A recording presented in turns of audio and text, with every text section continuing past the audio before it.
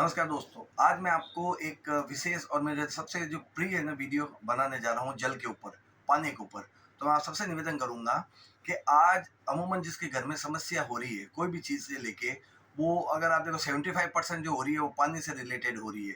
जैसे कि बॉडी है, पूरा शरीर है, वो भी 75% पानी से बना हुआ है और पृथ्वी के आप देखोगे ना तो 75% पानी है। तो जल ही जीवन है।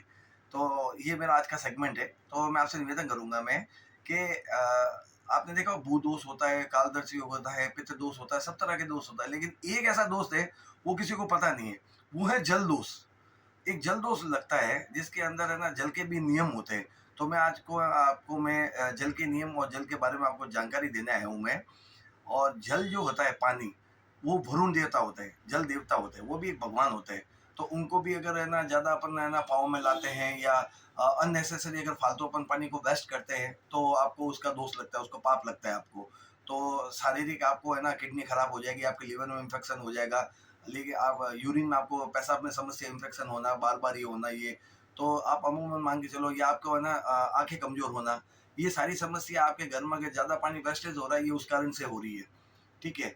तो मैं आपको आज जो चीज़ें बता रहा हूँ उसको आप बहुत ध्यान से सुनना। जल जो है, जो वरुण भगवान हैं, वो हमेशा जल है क्या पता है? सबसे पहला जल काम क्या आता है? अपन सोचे जीवन में जीने के लिए अपने शरीर को चलाने ले, जल सबसे पहला बना है शिव की जलाभिषेक करने के लिए। आप देखोगे अपने मंदिरों के अंदर अपन है ना पानी का लोटा लेके जाते हैं, जल का लोटा लेके जाते हैं और शिव जी के ऊपर चढ़ाते हैं। कई के ऐसे शिवलिंग स्वयंभू बने हुए हैं, प्राकृतिक रूप से शिवलिंग बने हुए हैं, लेकिन प्राकृतिक रूप से वो जल जो है, जो गंगा का है या पहाड़ों से रिस के आ रहा है, वो स्वतः ही है ना शिवलिंग के ऊपर गिरता रहता है। तो जल हमेशा शिव के लिए ही है, सबसे पहली चीज तो ये है। तो जहां भी आप देखोगे ना तो ये है। अब वो जो शिव के ऊपर चढ़ने वाली चीज है या चढ़ी हुई चीज है, जैसे शिव के ऊपर गंगा जी है, गंगा भी शिव के ऊपर है, तो वो पूजा योग्य है गंगा। और गंगा का देखो जल जो है अमृत है। वैसे साधारण जल भी अमृत है और गंगा का जल भी अमृत है। तो जल नहीं तो जीवन नहीं, जल नहीं तो जीवन नहीं है। पेड़ पौधे वनस्पति जो भी आप देखें, पंच तत्व जो अपन कहते हैं, वो पंच तत्व एक तत्व जो होता है वो जल तत्व होता है। तो वो अपने शरीर के लिए, प्रकृति के लिए और पूरे ब्रह्मांड के लिए उपयोगी है और महत्वपूर्ण है। तो आप लोगों से मैं निवेदन करूँगा, आप लोग हमेशा इन दो चार चीज़ों का हमेशा ध्यान रखें। सबसे पहला चीज़ कि अमूमन मैंने देखा है जिसकी वाटर टैंक ऊपर छत पे लगा हुआ है, ऑफिस के ऊपर, घरों के ऊपर लगा हुआ है, वो ओवरफ्लो हो जाता है। किसी ने बॉल नहीं लगा रखी ऑटोमेटिक बंद होने वाली। तो मैं बता रहा हूँ आपको 80% लोगों का जो पानी है, जो जल है, ओवरफ्लो होके वो गिरता रहता है। तो जब तक नल आएगा ना तब तक वो गिरता रहेगा। यानी कि करीब करीब 1-2 घंटे तक वो जल वहाँ का गिरता रहेगा। ठीक है। दूसरा कि आप प्रतिदिन घर को ना धोए, झाड़ू और पोछा का कहा हुआ है। ठीक है। तो पोछा भी एक डिब्बे से भी आप है ना घर को साफ कर सकते हो। तो सप्ताह में एक बार घर को धो, बाकी 6 दिन आप पोछा लगाओ उसको।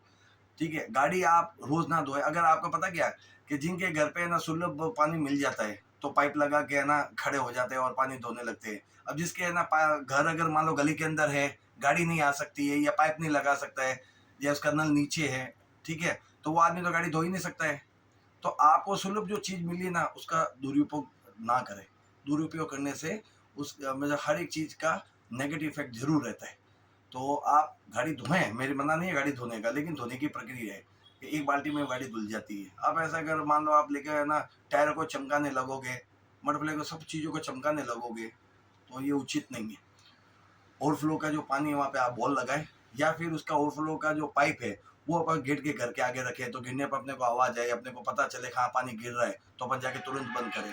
दूसरी चीज़ मैं आपको बताऊंगा दूसरी चीज़ मैं आपको बताऊंगा कि ये जो अपन जो जल अपन काम में लेते हैं, आपने देखा होगा कि कूलर कूलर से भी रिसाव होता है कई चीज़ों में।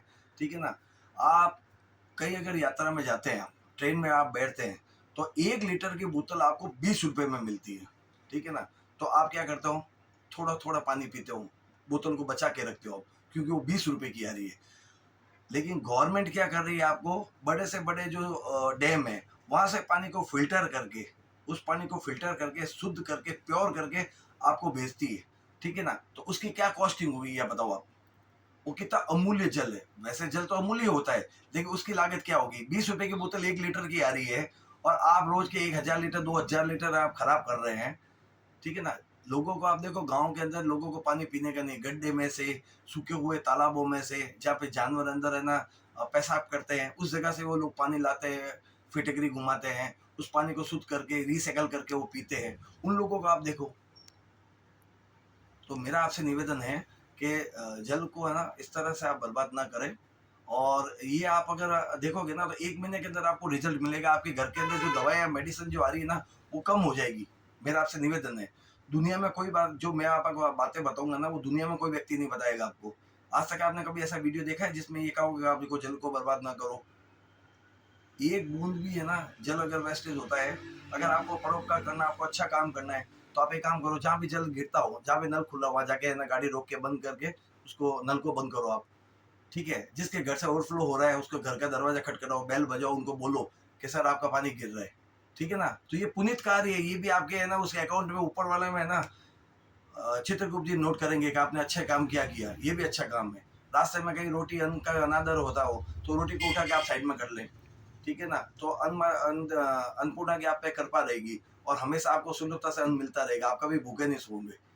ठीक है ना? अन्न धन की वृद्धि इस तरह से रहती है। आप छोटे-छोटे ये है ना परोपकार की चीज़ें हमेशा आप करते रहें। तो जल के बारे में मेरा ये आपसे निवेदन है कि कृपया करके इस जल को खराब ना करें, दूषित ना करें। और कभी भी कोई भी सरोवर में आप जाओ तो वहाँ पे आप गंदगी ना करें, वहाँ पे मल-मूत्र त्याग ना करें आप, ठीक है ना?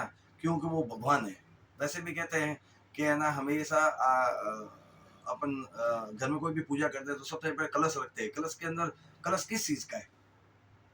जो घट स्थापना अपन नवरात्रि पे करते हैं, कोई भी पूजा मानो, तो सबसे पहले अपन वरुण देवता का भी स्थान करते हैं गणपति पूजन के साथ में। तो घट स्थापना जो करता है, घट यानी घड़ा, घड़े के अंदर है पानी, तो बेसिकली उसी की पूजा करते हैं। तो कोई भी जन्म से लेके मृत्यु तक जो कार्य है वो जल प्रयोग में आता है, उनकी अपन पूजा करते हैं। वो इसीलिए पूजा करते हैं कि जल ही जीवन है। बहुत बहुत धन्यवाद आपका।